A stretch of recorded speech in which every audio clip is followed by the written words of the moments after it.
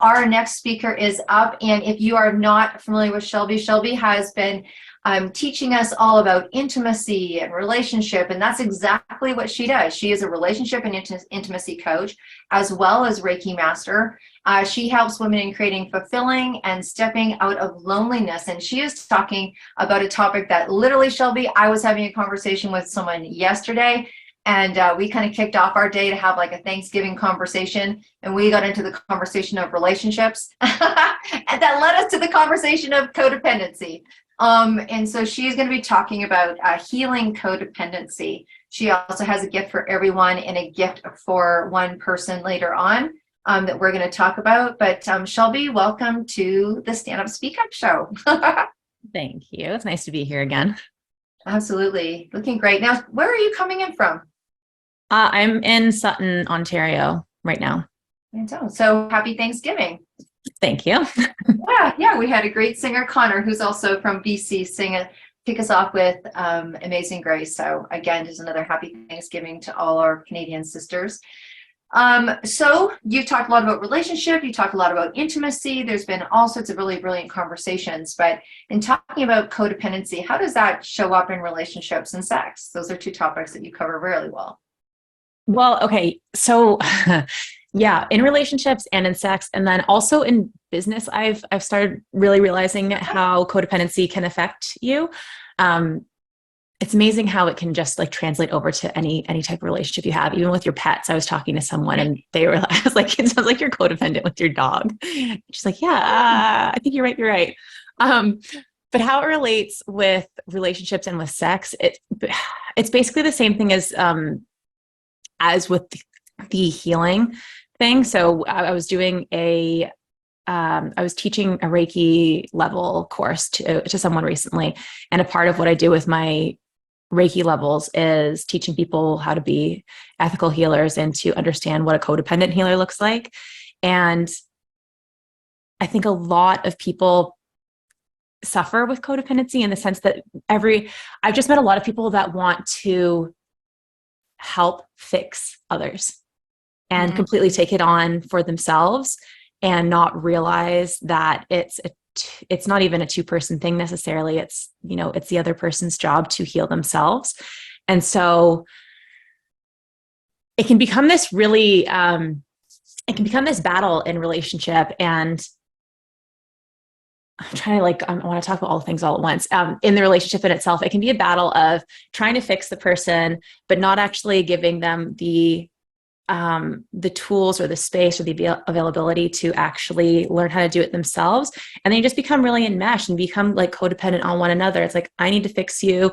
I need to feel like I'm helping you. And then when I do, I feel better about myself because that's the way that I get my worth, by making it seem like I'm actually helping you versus empowering them to be like, no, there are some tools I have for you here. You can choose whether or not to do them. I'll support you. I'll help you in the best way that I can, but ultimately you have to do the work kind of thing. So it can get really sticky because if the other person isn't actually doing the work and it keeps the problems keep coming up, then the other person that's trying to help can get really mad because you're not doing the things that I told you to do. This is what's going to help you. And you're not listening. And why aren't you listening? And it actually comes from this place of, I'm really uncomfortable. I don't like this. And if you would just fix yourself, this would be so much better for me. And that's ultimately kind of where codependency is. And so that can fall within relationship. And then when it comes to like sex and intimacy, that can very much look like pushing, like just putting all your needs aside or not saying like certain boundaries. And so I've talked about this in other ones, but it can be even things like you have a new partner and, I don't know, it doesn't really have to matter too much, but the side of protection. So, you're with a partner and you're talking about using a condom or not. And a lot of the times people will be like, I don't really feel anything with condoms, so I don't want to use them. But your boundary is, I don't want to get pregnant. I don't want to get an STI. I want to use a condom. But then if you're codependent, you might be like, well, I'm going to put their needs first. And I'm just going to pretend that this is okay, even though it's not. Because if I don't say it's okay, then they might leave me. I might not get the sex that I want. I might not get the connection that I want. I might lose the relationship, all of these things. And so it's just, it's really not super healthy or helpful when we end up being in this codependent type of relationship. It's not really fulfilling. It's not satisfying. And it makes things, resentment ends up coming up in the long term because we're not getting the things that we need from the relationship, from the sex. And then if we even go into, again, like the side of the healers, if we're codependent in our healings, again, that same topic of, I am doing this. I'm doing Reiki on someone because I want to fix them. I want to heal them. It's my responsibility. They aren't capable of doing that. It's completely my job to do it. You need to come back and see me weekly. And it's just not like, it's not right. It's just, there's this dependency, which isn't okay. And ultimately, like, we want people to be able to not need us. We need to be able to be interdependent with us, not completely independent, not codependent, interdependent, so that we can believe in the things that they're saying. Like, I need this. I'm recognizing this. These are my feelings. Can you help me with some of this? Can I support myself? Like, and, and just giving everyone the proper tools to actually support one another and heal one another in a really balanced way. When you were talking, I kept hearing interdependent, right? It's like, and how difficult would that be? And I think even, when you say that codependency, kind of bleeds into every area of your life, sure. Because if you have an issue with codependency, why would it just show up here? If you were, like you said, sometimes it shows up in your career or your interactions with people, right? And then your feelings could get hurt, or you don't express yourself. And like you said, resentment can start in all areas. But I think you gave a really great example of how one person is giving into the other person because of all these unfound fears, right? Like, if I don't lean into their needs more than my needs, then this could happen, and this could happen, and this could happen, and this could happen. And then you're starting to make an exchange that the other person may not even be aware of. Like, then the next thing you know, you're having issues in the relationship, but there's all this undercurrent going on. But so that's very interesting, and having someone recognize, because you're talking about in an organization of healers where that's their dharma to serve. I could see how that would be. You'd have to do your own work, right? Like, people have to do their own work. Well, yeah. And that's the thing that I've just started to notice a bit more. And even thinking about when I started on my journey, where I was at that point in time, it came from a place where I knew that I really needed to help myself. But then looking back, I was definitely really codependent because there's a lot of stuff going on that wasn't okay in my family relationships. And then it just kind of like went out to everything else. But I wanted to heal myself. And then I ultimately wanted to take what I was doing to help heal everyone else because it would make me feel better. And then as I've grown and as I've done more of my own healing and my own personal growth work and like certifications that I've done for my coaching, I learned that there's a lot of stuff that we need to do to balance on our own, to be able to better be better healers, better coaches, so that we're not enabling people to continue their own patterns, and we're not enabling ourselves to continue our own codependent negative patterns too. So, and it's just a lot more clear to me that there's a lot of people that get into it for the same reasons that I did. Yeah. I want to help myself, but that's can kind of be in a selfish way of being like, I want to fix everyone else so that I can feel better. Yeah. Definitely. And I think that was great how you said that as you started to discover yourself, as we all do. Coming here and listening to you and listening to people, we're kind of filling up our bucket and we're learning. And codependency is a pretty broad statement for many things, showing up in many different ways. Like, some people it could get mixed up for self-esteem. It could get mixed up for boundaries. It could get mixed up for anxiety, just not being able to express yourself, and the nervousness of being able to express yourself. But I love how you said interdependence, which also gives the other person respect.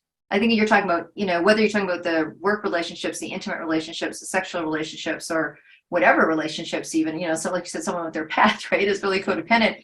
It's actually when you can step away and start to rebuild your structure. And we're going to talk a little bit about the nervous system regulation, because I'm just so excited to hear about that. But it also gives people their power. Like, you have the ability to heal yourself. You have the ability to love yourself. You have the ability to stand up for yourself. And how can I interdependently assist you in healing yourself. Whole different paradigm, Yeah. maturity. And that's even some of the things that I'll say. If I'll try to put this out there for people, if they're looking for healers or coaches, it's like, ask the right questions too, right? So what are people actually saying about how they do their healings or their sessions? Do they, like, there's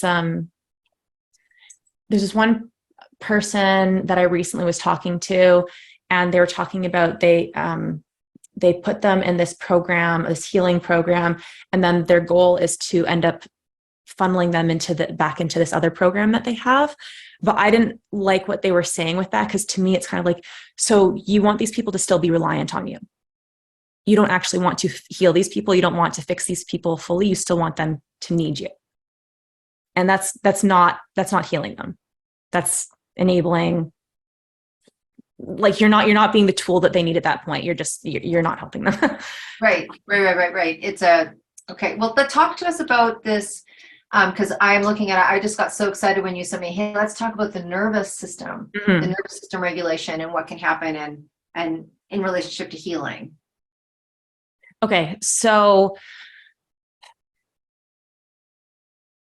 when it comes to any insecure attachment style, or which usually if you have an insecure attachment style, so anxious avoidant or fearful avoidant, which is a mix of both, then usually there's codependency in some way there. Most often, unless you're both secure, there's usually codependency involved. And it also means that your body is basically in either fight, flight, fawn, or freeze. And so fight or flight is those are more, there's like 3 different levels to the way that the nervous system works. And I can't remember the scientific terms of each one, but the fight or flight system is just more active, versus the freeze and fawn is more like, I'm going to die and I'm going to shut down. So I'll curl up in a ball, not be able to move, feel really desensitized, go numb, it's what depression feels like. Like that would be what it is. It's, I can't do anything. I have to be in bed and I don't know how to move. It's really hard for me to move and get motivated to do anything. So that's the freeze. And that can kind of be the fawn too. Cause it's like, if I people please, if I just do whatever it is that they need me to do, then I'll be safe. Or I'll be loved, or I won't be abandoned, or I won't be helpless. Whatever it is, whatever the wound is. And then with the fight or flight, so we can still activate our system with those. I find that the fight or flight is a little bit easier to work with, to come back into a regulated state from, because in those instances, usually all we need is some sort of action and movement. So if I'm just trying to think, like my flight response, I recognize will come in when, if I'm having a hard conversation in an enclosed room and I'm not near the door, because I've had some experiences where it's just like felt really emotionally heavy and scary, and I wasn't sure if I was actually going to be able to get out. It felt like a hard situation. And so for me, I know that I need to be able to flee out the door. I need that availability to have that conversation, or I need to be having my conversations outside. So it's kind of like understanding where these responses come in and then how to deal with them. So that's one thing that I know. I don't usually fight unless I feel super trapped and someone's coming at me. And again, all my options are blocked. Then the fight response might come in. And so to deal with those things and to bring yourself back into a regulated state, no. So these things can come up from any of the insecure attachment styles. So usually this can come up like when you're in a conflict. Any one of those dysregulated responses can come up. So it's just understanding which one comes up for you based off of what's happened in the past, usually. And then in order to come back into a regulated state, usually what we need is movement, nature. We need community. Those are probably like the 3 basic things that a lot of people need. So the fight or flight, if we're like holding it all in, the anger, the resentment, and we don't do anything about it, then it just gets stuck inside of us. And that can become anxiety. That can become explosive off of like someone not putting the dishes away properly.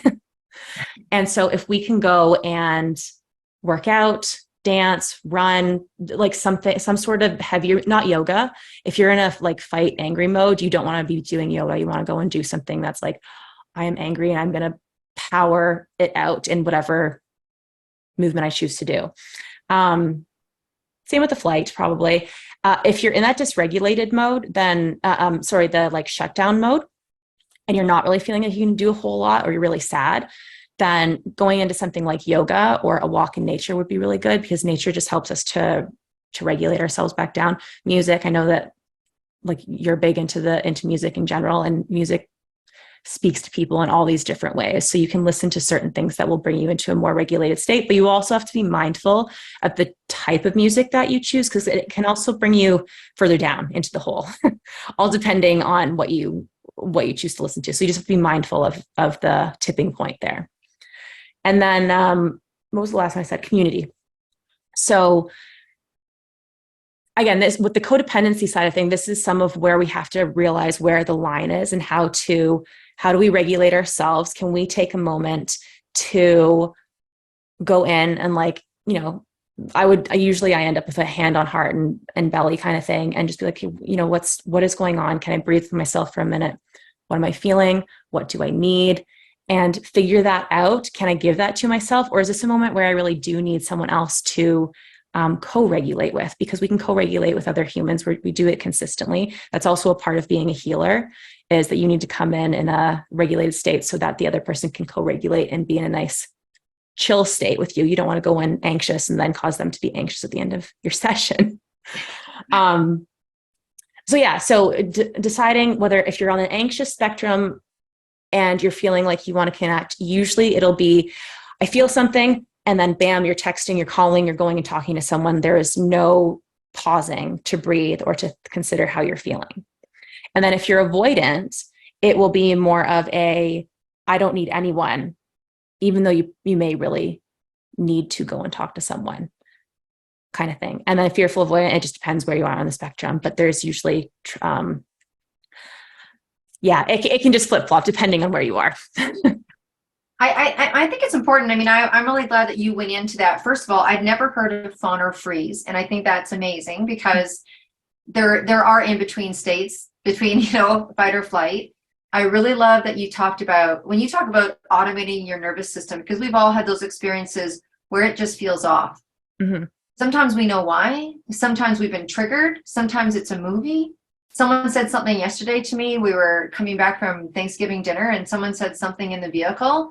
And I was like, I was at a childhood place in 2 seconds, and I'm like, Deb, pull yourself out. Like, just recognizing what it was. And I did a little zoning out the window, looked out the window, and I'm like, and that's what I did to regulate myself. And I think it's important that you've stated that so that we can highlight that for ourselves, because most of us, I think, if we actually think about what we do to make ourselves feel better when we're in a difficult situation, we probably have a go-to. What I love about hanging out with you is knowing if that go-to is healthy.